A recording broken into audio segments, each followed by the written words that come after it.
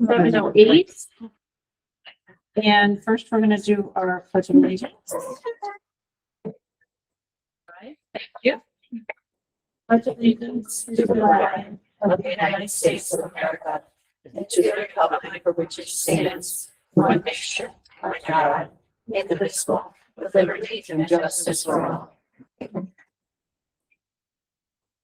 And Carrie let me know she could not be able to make it tonight, so it's not able to be in attendance. Okay. And as Patrick was sharing with us before, it is Board of Education Appreciation Month. So we appreciate all the cards and everything. Yeah, and I have one more as far as recognition. So on behalf of the board, what we did was donate books to each school library. So there was 9 books donated to each school library, selected by the school librarians, one for every member of the board. And so within each book, there'll be there's like a sticker that says donated to the East Windsor Public Schools on behalf of the Board of Education 2024. That's great. Nice. Thanks for thinking of that. Oh, Do you absolutely. do that every year or is this a new thing? First thing, and really the credit belongs to Jessica. Thank you. That's wonderful. I didn't continue doing that. All the books are up there, and after tonight, they will go to the schools. That's awesome. So we greatly appreciate your work and sound lost, the time and dedication you put forward for our kids, and we greatly appreciate it. All right, next on our agenda, we have our meeting minutes from February 8th, which are in the packet. Make a motion to approve the regular meeting for February 28th, 2024. All right, so a motion has been made by Courtney and seconded by Heather. Are there any questions or suggestions, any amendments to the minutes? All right, motion has been made and seconded. All in favor? Aye. Any opposed? All right, so the minutes pass as they were put forth. All right, next on our agenda, we have public participation.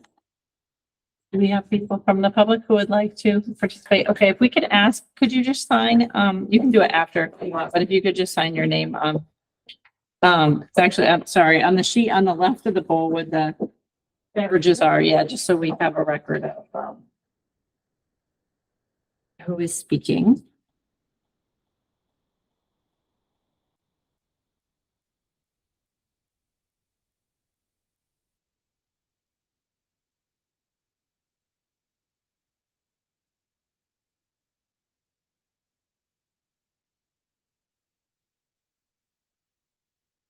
And then you could just share your name and if you live in town or attend school. Hi, my name is Mary Turner. I'm an East Windsor resident, but I do attend Suffield High School. I want to start off by saying how grateful I am to have the opportunity to attend Suffield Regional FFA and their high school. Being a part of Suffield Regional FFA is more than just a program.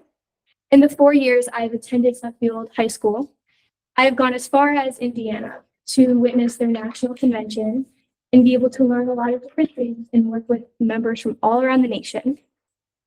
I've competed in countless CDEs, which stands for Career Development Events, which I've competed in livestock, horse eval, veterinary CDE, and employment skills, which is a leadership development event. Within this program, I have learned how to create a resume, how to properly go into an interview, and a lot of job skills. This helped me earn towards gaining my first job at Day Hill Kennels in Windsor, where I'm able to properly learn how to take care of dog behavior and take care of other people's animals. As a historian, I'm able to let my creativity fly and work on their scrapbook and take photos within the chapter. And within this program, I've been able to obtain my state degree at the state level, and in the upcoming years, hopefully obtain my American degree, which is the highest degree an FFA member can earn, all thanks to being able to attend this program And I will be able to walk across the national stage in the upcoming years representing East Windsor, even though I have Suffield on my back. Within my SAE supervised agriculture experience, I am able to volunteer at a horse farm, Shagbark Hickory Farms on Harrington Road. I've been able to volunteer over 750 hours, 7 over the last 4 years, 700 going towards my SAE hours, earning my American degree, and the 50 going towards community service, which also goes toward earning that highest degree. I'm grateful for every single opportunity I've been given within the Board of Education and with going to Suffield Regional FFA and their high school, in hopes that I'm going to attend UConn next year and major in animal science, and hopefully one day obtain my doctorate in veterinary medicine and become a doctor for vets. Thank you. Thank you very much. I really appreciate that. Thank you for sharing your experience. Do we have any other public participation this evening? Is Vincent not here for the student? I mentioned that. So he's, they have National, Iron Society. They have an event today. So, him being part of that, he is not today. So you do have, the written report, but he's not here to present. So yeah, the student rep report is in our package. So he's missing for good reasons.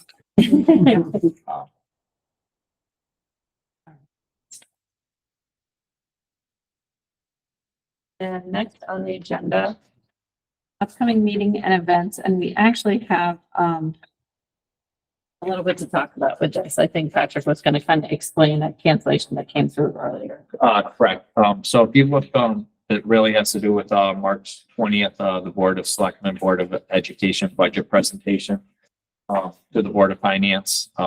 So the budget, calendar, put out as indicated, presentation from the BOS and BOE on this date. And speaking with, the first selectman, Amy, from Town Finance has indicated that's when, essentially like our reports are due, but we're not actually like physically presenting until the 27th. So even though on the calendar it shows the 20th, there's really nothing as far as board members being in attendance. So that's why you got the calendar, cancellation. It's just a notification is providing it, which obviously Brian and I will be, do. And then on the 27th will be the actual where they're, physically there presenting, and then public comment will follow immediately after. So I was talking to Kate, because, typically in the past, I believe it's been done both ways. So I believe the way we're doing it now, we have done, but I believe we've done it both ways where you present and public comment has also been the week after. In those cases, we did start the board meetings immediately after. We do have on the 27th, a subcommittee. I believe it's a BPR, followed by essentially what will be, the Board of Ed and Board of Selectmen, board presentations along with public comment. Currently the agenda for March 27th is, light. So, there's 1 or 2 options. We could combine that with the first April meeting, or, we could just start the meeting immediately, following, the town meeting. And so, in talking with Kate, wanted to get, essentially consensus from the entire board, recognizing that it's everyone's time. We want to see what it's, I mean, maybe there will be something urgent that comes up between now and then that would make us want to meet. We don't have to cancel today. So, no, it was more to get, feedback. Yeah, just to kind of see where people were, what we were thinking. And it looks like, I think BPR is the 20th, but curriculum is the 27th. No, it's, BPR is the 27th. Oh, okay. Oh, no, sorry, I got it wrong. It's curriculum, sorry. Yeah, curriculum. Sorry, just to clarify. But so, yeah, we were just trying to figure out if there's going to be the 2 presentations and a public hearing, if we would just want to cancel the meeting on the 27th and combine the agenda for the next meeting in April. But as Denise said, we don't have to make that decision tonight, but in terms of we wouldn't be meeting again before then. or what are people's thoughts on? I mean, it could be that it's a short public hearing and then we just come over here and have a short meeting, but it could be. You have to present that way. I do. So Jason will present, and then I will present, and then there will be public comment. It'll be a 7 o'clock public hearing that could go either. Well, we start the presentation at, yeah. So I mean, the initial, And yeah. Jason, then you, correct. Yep. Well, no, we would present and then For the public. correct. So they would listen to the presentation and I'd have the opportunity. I believe that's, maybe I have it wrong, but that's what I thought it was. Yeah, I think that's I right. think unless there's something major, I think we should just cancel it and us all go to that meeting and be there for the public meeting. I believe it's because of the change of time, it's a special meeting regard. No, it's a regular. This is the only special meeting because we canceled with 30 days notice. Oh, So after this, okay. as long as we don't change the time again. Could we meet at like 7:30? You know. Well, we were saying- That's the point. Well, you can meet as late as you want. We can So that- just say we're meeting following the public hearing, but we're just saying if people have curriculum council and then we're there for a period of time, do you really want to be starting this meeting at 8:30 at night or whatever? I mean, it might not be that late. It could be 8 o'clock, but we were just trying to get a consensus in terms of, We make a motion to, barring any urgent matters, that we cancel the meeting. The 27th. Is that a motion? Did you get that, Jessica? You want me to say that? Barring any urgent matters, I make a motion to cancel the meeting on March 27th.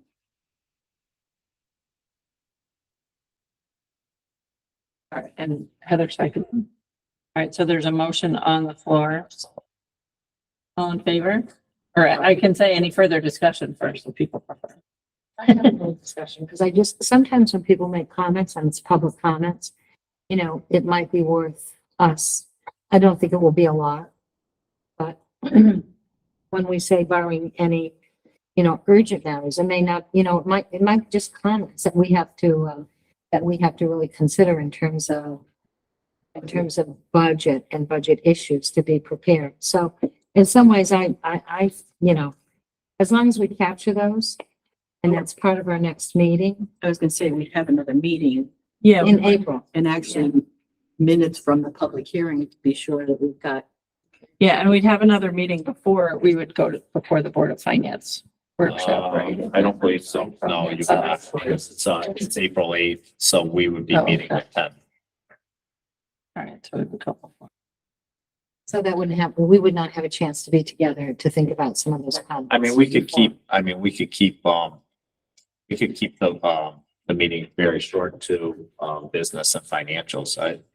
So,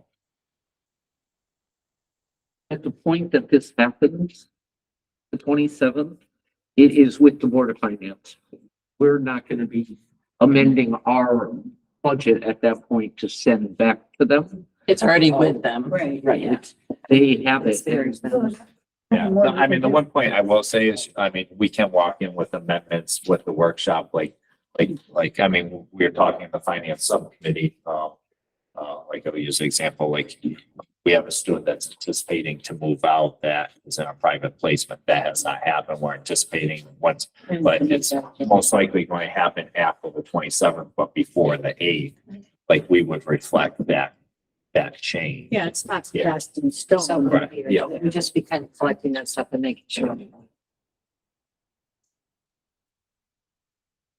All right, any further discussion? All right, so there is a motion on the floor to, you know, barring any urgent matters, that we would cancel that March 27th meeting. Any further discussion? All right, all in favor? Any opposed? Right, so motion passes. Thank you. I appreciate the discussion. All right, is there any other questions about, or any of those other items? It looks like there's also a East Windsor High School versus East Windsor Police Department charity basketball game on March 22nd, if people wanted to attend. How do we get tickets? That's a good question. It would be nice for us to all kind of So represent. you know what, I'll get the information. We'll email it to the board. Okay, and I agree, Heather, that's what I was, my husband's now a police commissioner, and I said, Well, honey, we'll go to the game, but we're sitting on opposite sides. Yeah. I know how we Yeah. get tickets. That would be We can great. email. Yeah. Um, It'd be nice for anyone else, like, Yeah. you could represent us. I'm well aware the PD's been holding secret practices. I have a spy over there, I know. All right, so just for clarification, just because in case that was confusing before, also, so the 20th, it's just being turned in now. I think the meetings were canceled, so we do not have to, unless you're on BPR and we're going to be here, you don't have to be at the, Board of Finance meeting on the 20th.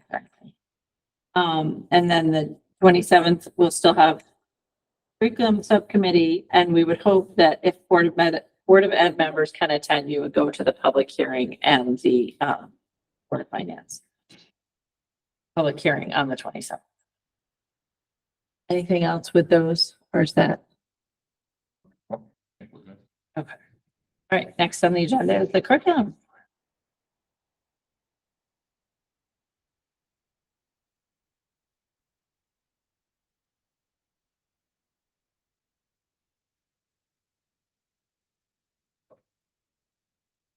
All right, so tonight for the curriculum report, I think as you all saw, Patrick had sent out a communication about the summer enrichment grant that we were able to get from CREC.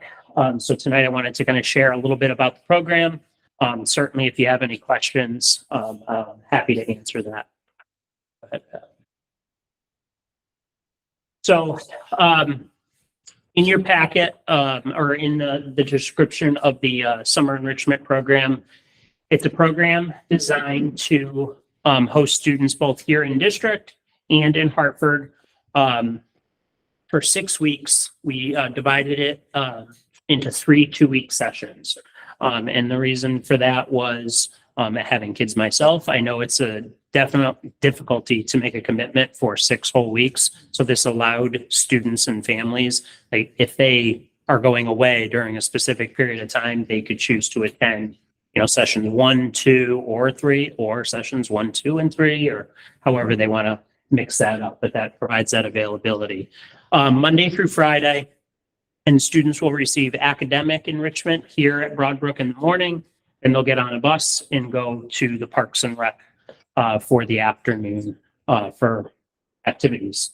Like the reservoir? Yeah, the reservoir. Yeah. So before I kind of move along, but like working along with Melissa Maltesi, that was huge to have that collaboration with the town. And I know Cheryl spent a good deal of time working with me to kind of come up with the core concepts of this plan. So certainly this is something we've been exploring, but the problem with operating a program like this is certainly the funding. So I think that is one of the keys here. We're able to secure a large amount of funding, and obviously working with the Parks and Rec, working with Melissa, we're able to fund resources at their camp. We're able to fund the resources here at the school. And then obviously in any grant, you have to make sure it fits the parameters of the grant, which this was able to do. So those are kind of key. A couple of program components. We're hoping to hit between 20 and 60 students per session. The reality is you have to hit at least 50 over the course of the sessions, but we're hoping to get at least 60 per session. And we think that's from the interest that we've had for even open house, parents coming up to Laura. Cheryl's been reaching out to some of our families who live in Hartford. We're definitely seeing an interest there. We're going to be concentrating on ELA, math, and STEM. So these are our students. So the students from Hartford are the students who currently attend our schools. So that's one of the benefits of this program, is to get them in. We obviously have our Savas curriculum, the literacy piece. We have illustrative math, and we're looking at STEM. So these are core concepts that our students can obviously engage in and help to prepare them for the upcoming school year. Carol, Yeah. any kids from Hartford, is there transportation for? Yes, there is to and from. Yeah. And then the students here in East Windsor, they would get picked up in the morning at their homes, but they would have to get picked up by their parent in the afternoon. Oh, there's morning transportation. Yep. So one of the attendance incentives that we included here was for students hitting 80%. I would have liked to have chosen higher, but 4 out of 5 days, 4 out of 5 days is 80%. So, but any student hitting 80% or higher, that last Friday of each session, so there'd be 3 trips to Sunny's place for those students to go and enjoy their time there. And then to answer your question, Noreen, the daily transportation. So that'll be arranged for all the students. They'll get breakfast and lunch here. So they'll get breakfast upon arrival and then have a to-go lunch. They'll take that to camp, and regular camp lunch is at noon. So they'll just join in with the rest of those students there. And then they also get a snack in the afternoon at camp. So Daryl, will all of those expenses be covered by the grant? Mhm. Wow, that's amazing. Yes. And then themed and project-based learning. So we've reached out to a couple of different vendors for especially the STEM, because we don't necessarily have the full STEM. So we're trying to make it a theme. So the camp here in town offers themes. So we're going to try to work with them. If it is able to align, we'll do that. But if one of the programs we looked at there, they have a theme of what is the eclipse that's coming up. So they're going to have a theme of that. So that might be 1 week. And then we could include writing. Students would have to research on it, so we're kind of getting that together. But that's certainly the process. Questions? That is a very quick snippet of a long and detailed grant. All right, go ahead. Go ahead. What grade? All grades? K to 4. K to 4. Which also aligns with Parks and Rec. Yeah, K to 4 this year, K to 4 next, like this year's fourth graders or going in. So we had to put specific age dates on there. The goal was to make sure it's K to 4 going into K to 4.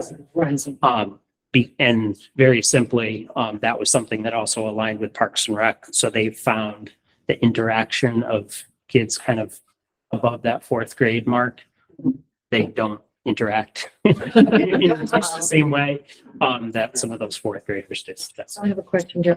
Number one, I want to congratulate you. Oh, thank you. I was able to read the application. Justin did, the proposal. It was incredibly well written. So congratulations to everyone who wrote it. It's a really nice job. Really, really nice. So I have 2 questions. So one is the application process, and and then I can ask the second part. So the application process, what is that like? I was pleased to see that it's being done in multiple languages. Thank you. So respecting that piece. And then for the 3 sessions, can kids repeat sessions, and would they be counted, or would that be in the 50?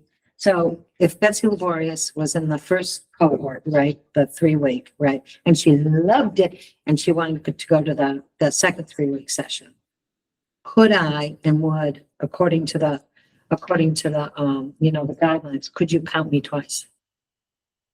Yes. It's the number is 50 over the course of Okay. 6 weeks. Okay. And again, you can choose to attend, or parents can choose to send their child for the first week only, the second week only, first and second, first and third, however they want to do that. But each time it's considered a new enrollment for that. No. You They can count. choose to. They can choose to, but the numbers count. So it's total number of students. So going back, it would be 50 different students over the course of the 6 weeks. Yeah. You can have a repeat. If I understand correctly, though, we're looking for a minimum of 20 students per session. Correct. Right, that was- It's 60 Yeah. max in each session. Okay, and then the application process, what does that look like? Actually, we'll know a whole lot more tomorrow because there's a webinar for us to participate in. So we don't actually control the enrollment. It's actually, if I understand correctly, it's done through correct. Yeah, so yeah, so we're gonna, so last week I had to submit a big file. That kind of lays out all the parameters. Parks and Rec did theirs as well. I had a brief conversation with the contact who's kind of overseeing things. And basically, all of our information will be housed on a link on the correct website for summer enrichment. Okay. That is not a public site, however. No, because it's just for your. Correct. So once that is posted, Yep. we will then be able to take that link and send it to our families. Families both in Hartford and here in town, Okay. and then we'll start to register. And then do they give you an application process? Is there something that's, you don't have to create that application? So I don't know because Oh, okay, you're going that to- webinar is tomorrow. We know, obviously, it's the age requirements, Right. interest. I just didn't know if there was kind of a ratio with however that might be. No, No. not that I know of, but again, that's, What's your correct contact? her last name escapes me. Her first name is Olga. Rico? Rico? Yeah, Rico? I couldn't say that with any certainty. No, just curious.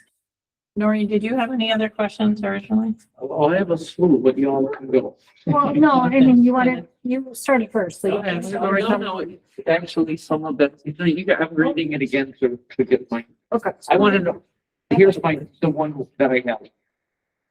Do we have to allot a certain amount of seats to children from Hartford? Was that part of the grant? Yeah, so in the grant, I believe I wrote, I wanted it at least divided, so half and half. Whether we hit that number or not, it's based on interest, so I can't control that. But that was the original plan. Yeah, I mean, I think it is worth noting to the board, correct me if I'm wrong, Daryl, it is open to people outside of Hartford and It is not. Oh, it's not. Yeah, so I got that clarification like earlier this week. It's just our students. Just our students, yes. There's no grant requirement that it has to be a specific portion of Harvard. Okay. Again, and I think then it comes down to interest. Yeah. So if people don't have that availability, but again, that's why we divided it into 3 sessions to make it easier. Because it is difficult. And one of the things we didn't want people to do is take up a slot and then know that they were going on vacation and then they're not in attendance. So open it up to somebody else who might have an interest to attend during that time period. Yeah, I mean, just to piggyback, I think the important thing to note is, I think everyone recognizes Cheryl's an outstanding liaison between us and our Hartford families. Our Hartford families, as far as this, opportunity will be well informed of it. And if they attend, it's because they want to. Should they not, it's because it's not of interest, but not because they weren't aware and there wasn't someone to help guide them through the process and get them there. Are we going down the line? Go for it. I'll go there. It's a pretty easy question. So the afternoon piece, the Parks and Rec, does it continue the themes that you have? Or does it more Not turn into necessarily. like the day camp? It's more of the day camp. Yeah, It was anything. thank you. So mine was, I was asking the age, so they got taken care of. The other part was similar to, Denise, when they do go over there, are they part of the Parks and Rec program, or is it, so is the Parks and Rec program just opening up more seats so that these students can come in there, or how will that, because I know the town already has their own. They have not opened their registrations yet, because we work together, so they put everything on hold to wait for this. So I know they're joining that call tomorrow for the registration process as well. Okay. So they're expecting those numbers they're expecting to make sure that they adjust their numbers based on what they get. Okay, so they're gonna open it up so that the town, people who normally go in the town, they can still have availability, and then our You won't students. take up those seats. Yeah. Yes. Yeah, I mean, the funding is not just, it also funds the park and rec Okay. portion of it. So Okay. it allows the ability for them to increase their capacity. Okay. And then the last question I had was just, I'm just thinking about FRC, and I know that they have their own programs, so is, Are we competing? yeah, I'm just thinking, it is what it is. Yeah, I mean, I mean, this is fantastic. I think this is the best thing for our students. to Yeah. have. Collaboration, Have the a- learning kind of came back. Yeah. I have, of course, have another question. So it's free to students. Mhm. So if Parker Rec, so you've kind of talked to Parker Rec because they charge for some of their programs. So my question is, if some parents, because I've run into this before with after school program. Some kids, parents are paying if they're in the same, if they're in the same group. Some kids are coming for free. And that creates, questions for families. So how would you handle that? Well, one of them, if you're going to the Parks and Rec camp, All day? you would be going, I don't know what their hours are all day. I'm assuming it's somewhere around 8:30 in the morning to whatever in the afternoon. That's a separate entity. So if you're choosing to go there and that's what you're doing, then that's on their end. I can only, if you choose to enroll or enter into this, you're coming to the elementary school and you're participating in this particular program. Okay, so it's its own cohort, no matter what. Okay, that's what I was asking. Yeah. Kind of bouncing off of Heather's FRC question.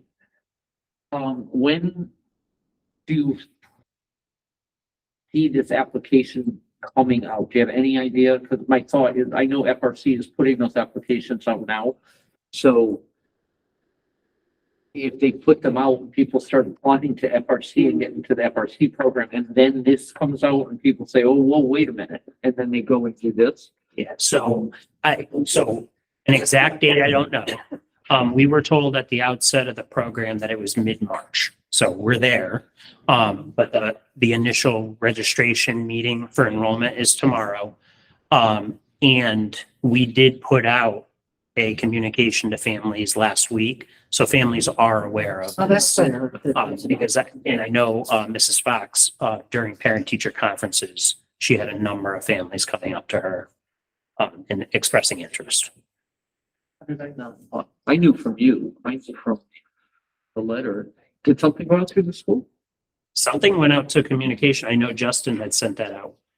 I know there was, like the grant opportunity was on Facebook. On Facebook. Oh, okay. Yeah. It was, had a lot of likes, but I mean, it also, the total grant was, approximately 183,000.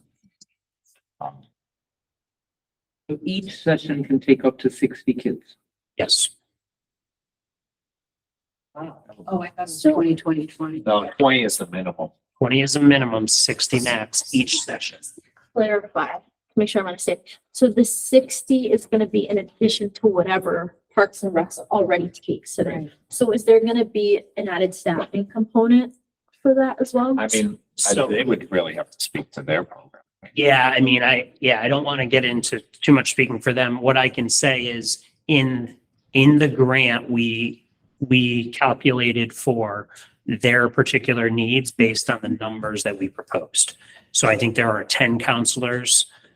There's a director, so we would be, so however they divide what their numbers need to be, that's what they provided me, and that's what I included in the grant. So we're only managing, like the tutors or the academic.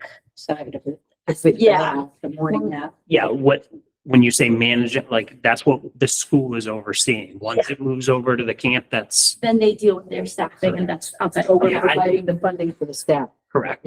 Staff. But within, when you fill out a grant, you have to allocate like what's going to what. So like it's clear like what they're taking in for the revenue to essentially pay for their costs, and same thing for us. So like when we put in the grant, the money was essentially determined by the needs of each. Yeah, so like I can speak certainly to our budget. So if I had 60 students for each session, I put in for a specific number of teachers overall. So I think I budgeted for 7 teachers, 2 of them being special ed, just in case there was a need for that. We have custodial, we have nursing, we have a director. We have cafeteria workers. So every one of those is outlined based on the hourly rate. We have busing, so transportation is outlined. trying to think what else, academic. So all of the materials that students might need to utilize, all the camp at Sunny's Place, all of the expenditures for that. So we have all of those numbers, T-shirts for the kids who go to those camps, so we don't lose them, you know, so like, you know, so all of those things are out. I'm worried about how much per pupil. Say that again. How much per pupil? Ballpark. I wouldn't want to do that. So I mean, I'd have to look at the total number for just the educational side. I could give you that, I mean, you could take the 180,000 Right. Divided by 60. divide by 60. Yeah. yeah, that's not just academic though. Yeah, That's, no, I. But I mean, took that in but even entire administratively, that's Yeah. part of the program. Is Yeah, I took it like everything, not just the Okay. school side, but Yeah. everything all encompassed. It's 3,000 per student. So, you know, not for nothing. This is very much added value if you thought about, you know, what you're calculating and what you're offering to families. It's an exciting program. That's awesome. I think you might have a week with. I mean, I believe it's breakfast and lunch too, isn't it? Yeah. Breakfast, lunch, and snack. And I'm sorry, do we have a regular summer school program at all at the elementary that's school? the extended school year. So special ed. So For special special ed has those that it's mandated as part of their program and required. But this is the only offering, where, yeah, and, if we didn't have the grant, we would be offering, it's not in our budget. We have done it in past years using ESSER grant. Yep. Funding, but, otherwise, we wouldn't be providing anything. Fran, did you have a question? I did. I think you had half answered it though. So you have 7 teachers, 1 for each of the 5 grades plus the 2 special ed, correct? Just in case? Correct. I mean, how they're divided up, it's gonna. Yeah, it depends on who signs up. Correct. Okay. Yes. So That was- yeah, so that's difficult to determine. So even looking at the academic materials, all the conversations I've had, I've just got kind of bare bones Yep. at this point because that's been an honest conversation. I said registration hasn't opened yet. I don't know how many kindergartners for second Right. students I And have. that could change each their section. Correct. Are our teachers interested in doing this during the summer? They will, so I will know that in the next couple of days because they were all posted today. Okay. Okay. So, Curious. but I'm sure. Thank you so much for doing this. Great. This is awesome. Yeah, no, and again, I just, kudos to Cheryl. Her and I sat in my office and we put a lot of thought into that. And there was a lot of things that didn't make the cut. But then obviously, when you see Melissa Maltesi as well, I think that, the collaboration, so she deserves a lot of credit for that as well. So. Very fortunate. Thank you. All right. So. Thank you very much. Okay, next on our agenda, we have a personnel report. There's a nice robust personnel report. So, we do have Tatiana here. She's here for 2 reasons. One, the personnel report, and then 2, part of the next agenda item, the educator diversity plan. I know the board was introduced to Tatiana at one of the most recent budget workshops. So we haven't had one because of we had the time where we didn't have anyone in HR position, so it does go back some. Is there any specific questions about the personnel report itself? Just have one. Lynn Greer is under resignations. I assume she's retiring. She is retired. Yeah. We used to have retirees on the bottom part. I looked at that and I thought she couldn't possibly be quitting also after 40 years.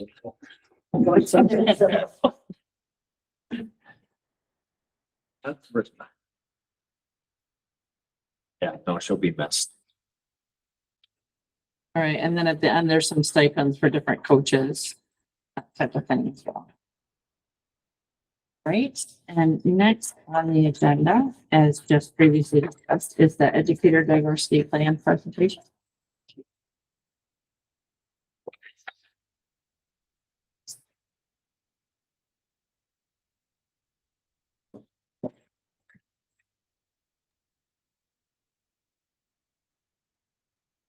Right, so Tatiana and I decided to tag team this presentation.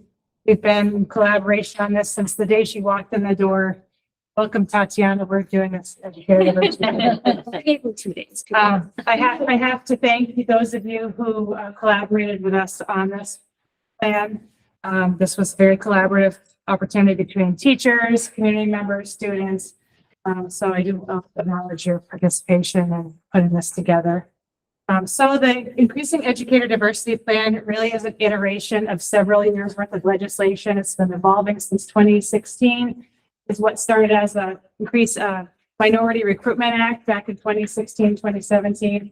The language has actually changed in the past years. In fact, this particular iteration of this bill, EA 23-167 actually does specifically say that we're changing the language to diverse educators.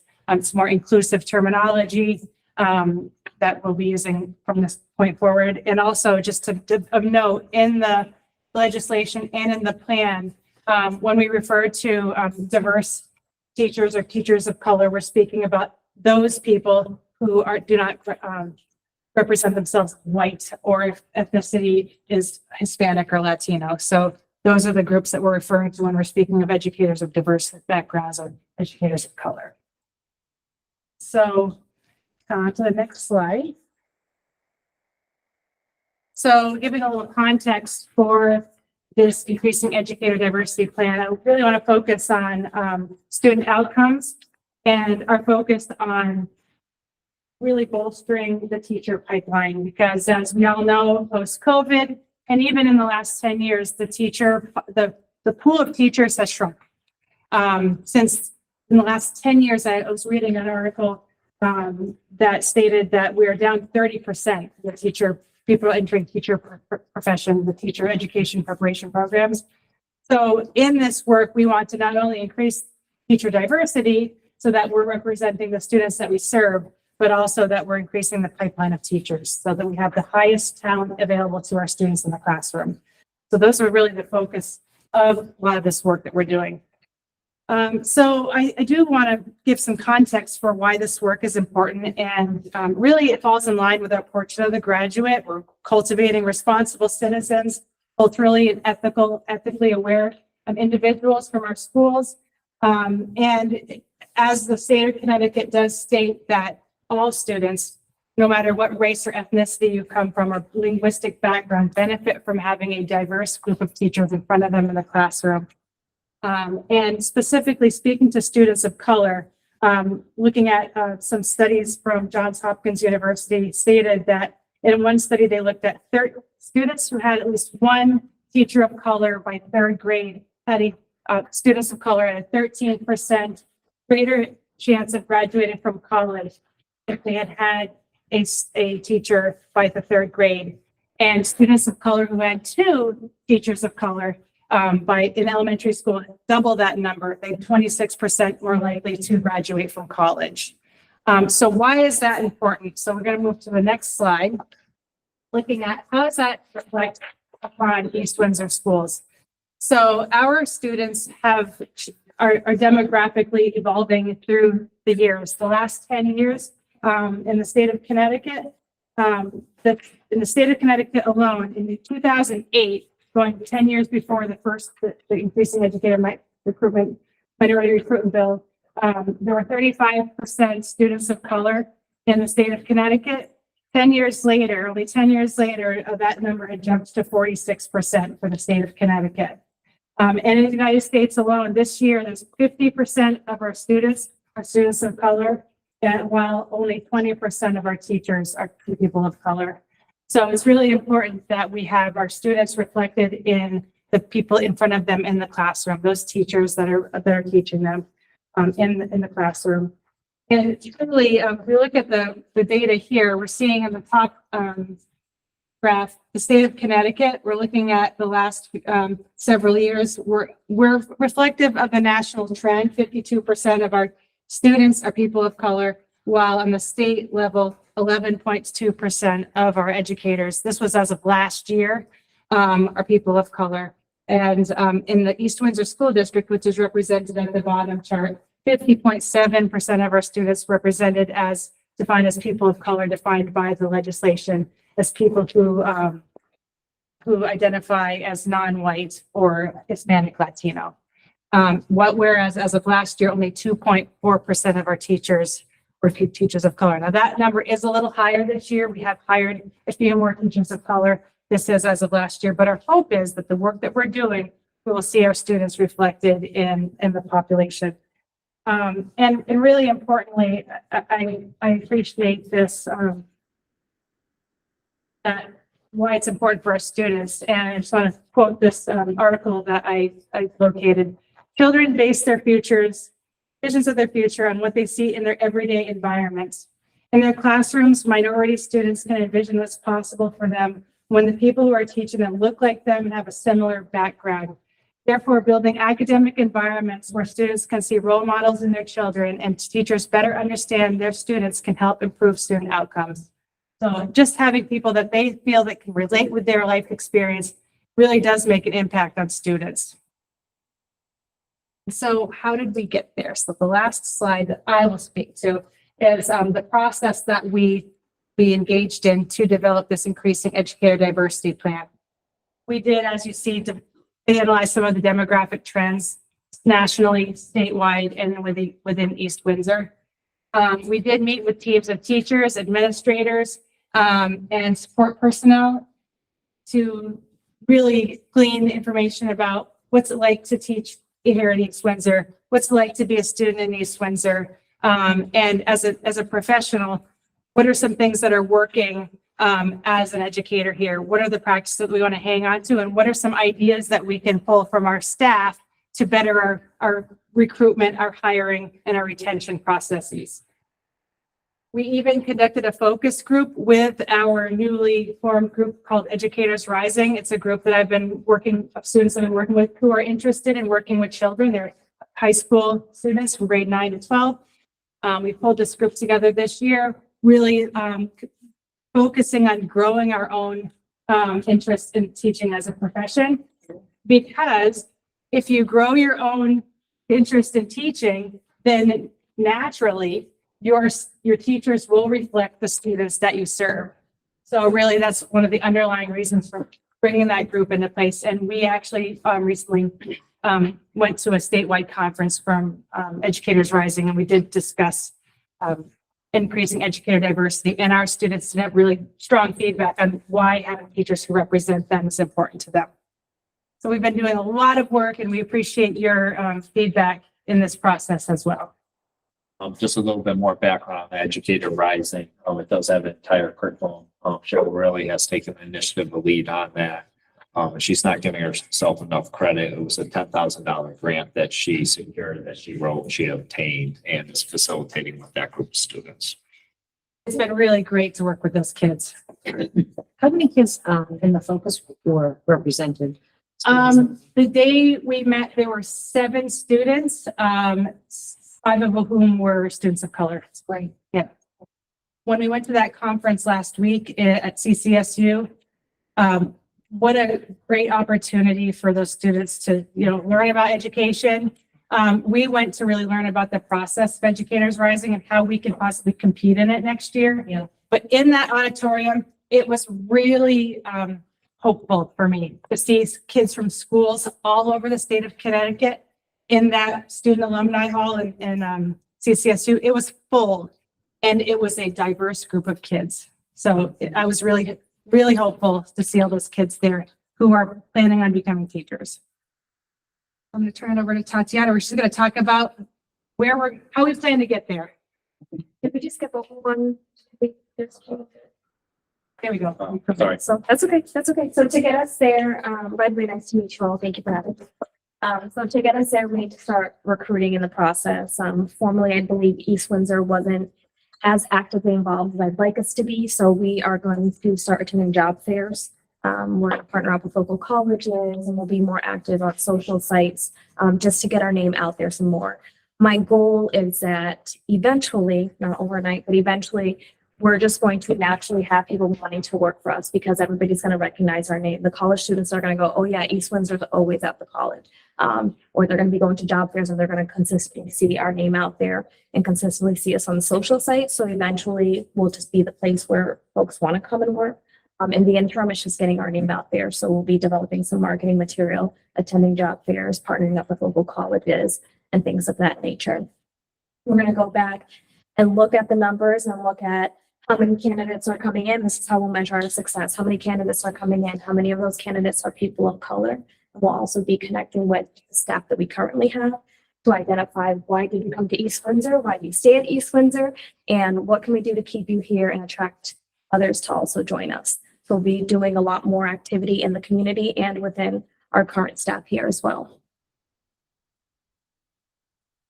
During the hiring and selection process, we're going to be coming up with some formal procedures, doing some bias awareness training with the staff that will be interviewing. I'm sitting in on interviews with different staff members and educating them on what questions we can ask to make sure that we're getting the best candidates, looking at the candidates that we hire and stay and that are great. What qualities do they have that we can look at those in other candidates as well?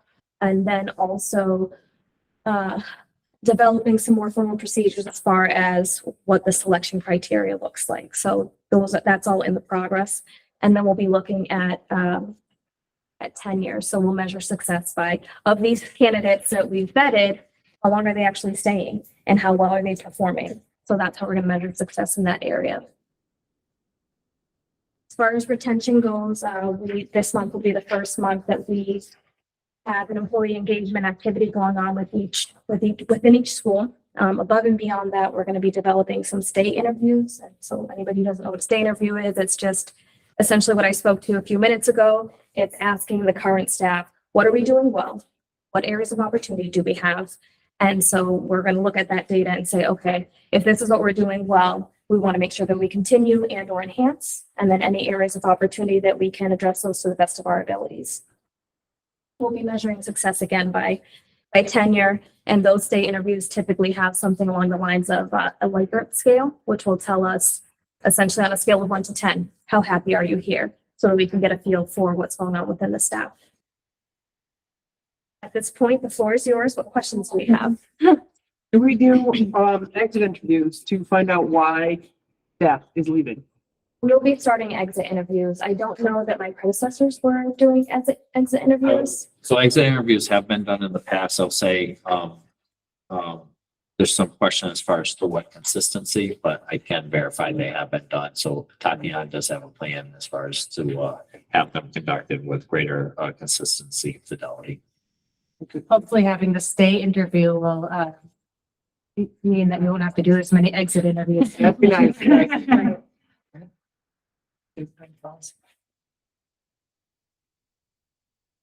Any other questions? Just for clarification from both Tatiana and Cheryl, I know, so part of this, so this is excellent work regardless. But that being stated, it was mandated, initiated through legislation. I do know there's a process in which the board has approved. Do you know, do we need to take an actual vote to approve the plan? It said that the board has to formally approve the plan. So I would just, if we could put recommendations to, the plan starts on page 9. It's prior to the presentation in your packet. I know, there was some board members that participated as far as, like reviewing a draft of the plan. I don't know. The only change that we included since we met was your feedback on spreading the good word about East Windsor schools and the importance of this work in the recruitment phase. So the only addition was recruitment, communicate strong EWPS outcomes for students, families, staff through the vision of increasing educator diversity work through diverse marketing efforts. So getting the word out there with why it's important to come work for East Windsor schools and how we'll support a diverse candidate pool. Yeah, I was gonna say, is right now it looks like it was just on the agenda for a report. I don't know if we need to put it on the next meeting agenda for an actual vote, or if we can just. What were you saying? Do we need to do a vote in terms of? So I will tell you, like,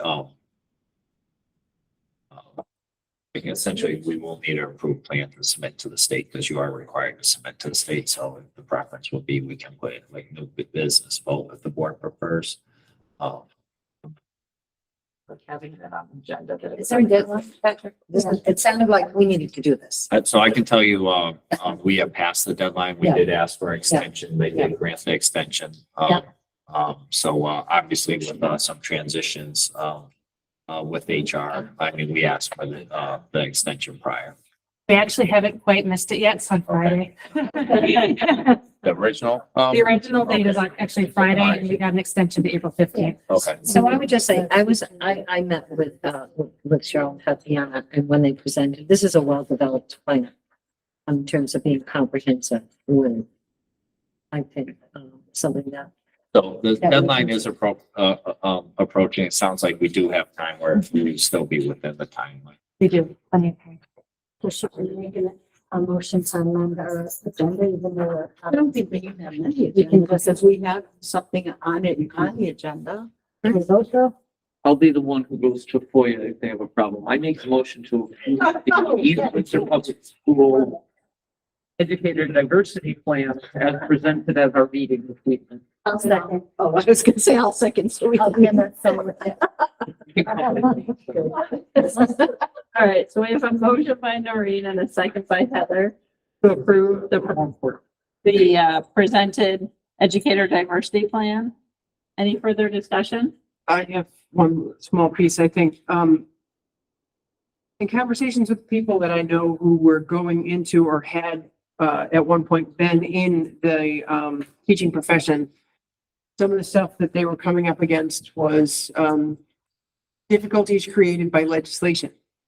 And I'm wondering if we should not pull in, or just have it in your back pocket that, are going to need possibly some legislative help with this, as in, our state reps, maybe to go and, understand what these problems are and, be able to help because we do have, we're, sometimes it feels like we're buried in unfunded legislation.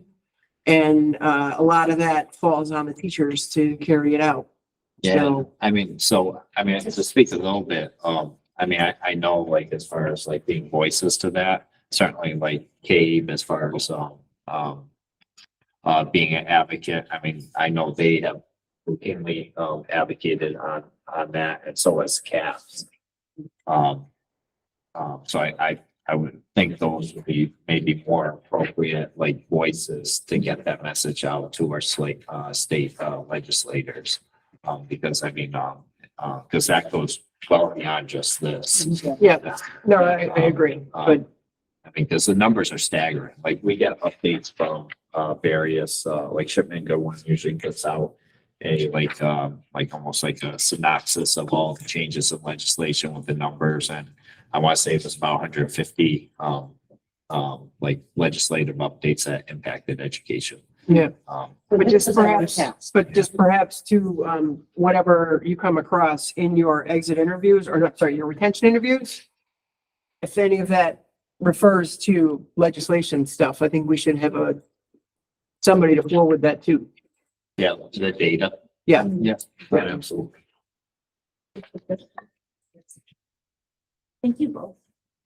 Appreciate the hard Yeah, I work. definitely appreciate the work and having the meeting with the subcommittee before as well and kind of explaining all of this. It's very. Thank you for doing that.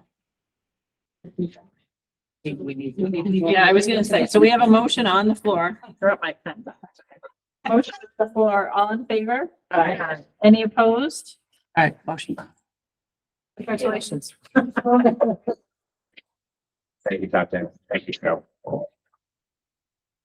All right, next on the agenda, we have new business for discussion, and it's the FY 2025 budget. Do you have an update? I really don't. I mean, this was a recommendation from the Board of Ed workshops as far as just keeping as an ongoing agenda item. So when there are updates, we'll report it. But I mean, the number going forward to the Board of Finance is 4.75. That number and the munis reports were reviewed with the subcommittee this morning. I mean, prior to this meeting this afternoon. And certainly Ryan will take some of their feedback, make some adjustments, and we'll be submitting that budget for, based on the work that was done during the workshops for next Wednesday. So it was 2.6, what's the town? 2.24 was our final Yeah, just know that's a. on the town side. Yes, yes. So you just need to know that. Okay, thank you. Oh, I have it here. 2.25 is the correct number. Someone had asked about that before, like, what is that? Apples in the orchard. I think so. That's a lot. All right, are there any questions for Patrick regarding that? As he said, our finance subcommittee met before this meeting, and they would report out at the next meeting if they have any specific updates or that type of thing. All right, any liaison reports? I have a liaison report, but I have a subcommittee report. Go for it. The facility subcommittee met last week. It was the first meeting. I was asked to be chair. So that's why I'm reporting. I think it was a great productive meeting that we had for our first meeting. And a couple of the things that we talked about, Justin is going to be putting together a survey for the administrators. Is that correct? Is that who's the first swipe at it will be Correct, yeah. the administrators? Yeah, I don't think, he won't have that for the next meeting. What he's No. working on for immediately is, It's our goals like, essentially like the mission, a draft of a mission statement. for the subcommittee. But we talked a little bit about the demographic study. And we talked about touring some of the newer schools during the summertime. I don't know exactly how that will work. I mean, basically, I plan on reaching out to the superintendents. I've already started some of those calls. I haven't made requests yet for the summer. It was more, the calls lately have been more about the demographic enrollment studies and their experience and any feedback. But my understanding from the conversation is that I would reach out to the superintendents and find times that would work and where we could visit those buildings when they're empty during the summer. That was kind of my concern because we have most of the members work. Yeah. I can be there anytime, but a lot of the members can't. So it would have to be after normal business time, you know. I'd love to take a day off. We could probably work some things out. Okay. So at our next facilities committee meeting, we can maybe sort out what availability would be. No, that would be good feedback. I mean, I haven't initiated that call yet. I have initiated calls, but I haven't made that request yet. So we also talked a little bit about, at some point in the future, having a very open, once we get our feet under us on the whole thing, have the whole committee reach out to the entire community in various, to have some real brainstorming as to what it is that we have to do, but we felt that we needed to first narrow the focus of what that would be. That's kind of what I have in my notes. Does anybody else have any?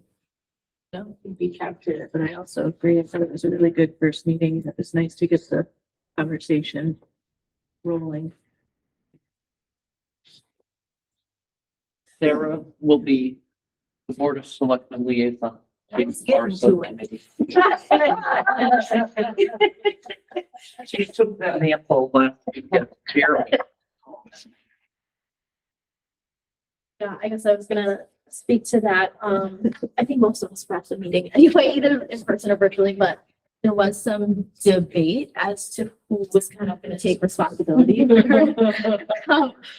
the demographic study, but I think ultimately we kind of ended up with the original plan that we had and, the Board of Selectmen kind of running that portion of it, at least for now. And the update that I heard was that there are some companies that have offered to take on the demographic study. So it's kind of just a matter of figuring out who's going to be the best option for us. And then, kind of just the facilities progress that we have. Courtney, did you have anything? No, further for- no, that's Okay. same meeting. And as mentioned, we're happy to have you on the subcommittee. Sarah, Jessica will reach out and get you the dates of the subcommittee, meetings, so you have the dates and times. Thank you. Any further liaison reports, or Noreen, did you have Have we talked about sports? No, you had your sports. It was the same day of, It was the same day, that's right, it's all blending together. Last Wednesday morning, we met with Dean, Patrick, Justin, Courtney, myself, and Carrie. On our sports subcommittee, we didn't do anything about a chair. We tried to give it to Carrie, but she came walking through the door, and we tried to do that, so we had to back off. No, you gotta get that done before she comes. So we were going down that road and then she walked.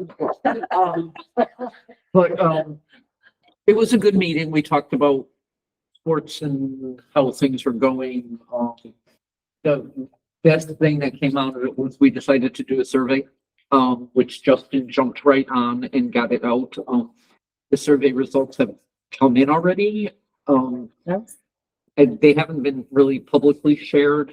What media did it go, like how did it go out? it was specifically for parents, so it went out to Broadbrook, and middle school parents. Oh, okay. They got 130 responses in a matter of a week. Really, That's like 3 days. 3 days, yeah, it was really only 3 days. That's fantastic. Yeah, so, Justin's pulling that information together, which will help lead us to where we're going. So it's a good meeting, and we're gonna meet the first Wednesday of every month in the morning at the school, because Dean, or, it kind of works around Dean's. We're starting. And get that soccer team and then the pool. Yeah. Swimming was high on the list.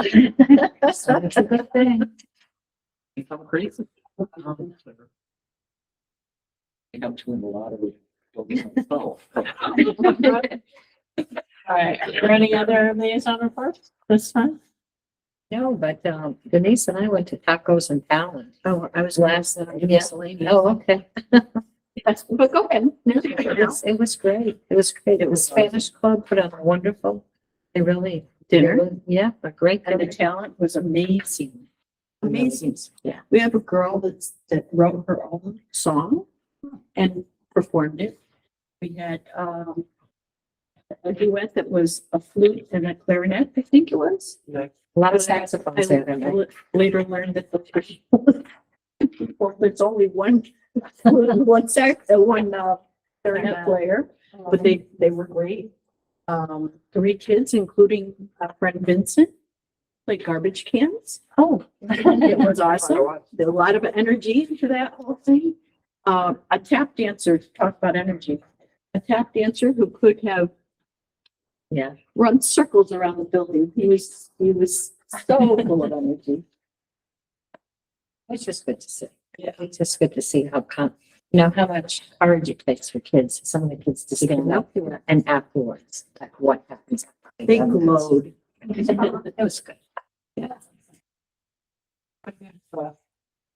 Some musical things. The elementary school and the 4th grade band had their concert last week. And it was fantastic. She, like, the evolution of how they started out and started to learn, and the way Ms. Caprillion incorporated all that into the squeaking from the beginning into actual playing of music that you could recognize at the end. It was really neat. And the kids, they were fantastic. And last night, the middle school choir and band had their concert, and it was impressive. The singers had complex music with various song lines. I can't think of what it's, different singing, different melodies and harmonies within the music. And it was really fantastic. And the band, they ended it up with the theme from Spider-Man, and man, oh man, they have that. It's so cool. But it was really great. I think that, Ms. Stinson she's got a lot of energy and she's got a lot of, excitement around the program. So, and she tries to jazz it up and get everybody else excited too. So it's pretty good. All right, we do have a second public participation. I don't think we have anybody left from the public, but any public participation? Yep. All right, and then miscellaneous, did you actually want to mention the demographic?